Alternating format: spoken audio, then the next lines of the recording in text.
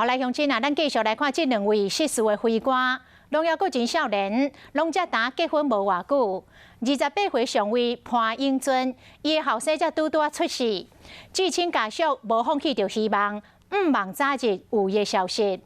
确定已经过往的26岁中尉罗尚华，才新婚18天，伊的太太心拢碎了，伫 IG 打出着宝宝的成长图，伊才打有生2个月。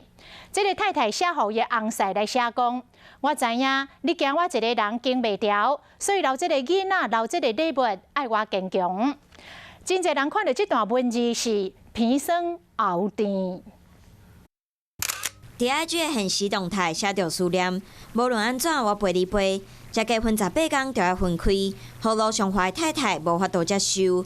伊阁打出囡仔的图，已经有生2个多月，阁讲罗尚华变做爷仔陪伊一暝，一字一句拢互人真毋甘。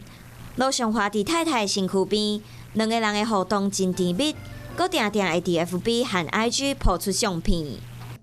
半个月之前才求婚，抛出浪漫结婚登记的相片。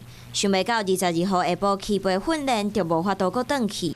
连罗尚华小学老师听到消息，情绪嘛真激动。其实跟同学之间就是比较，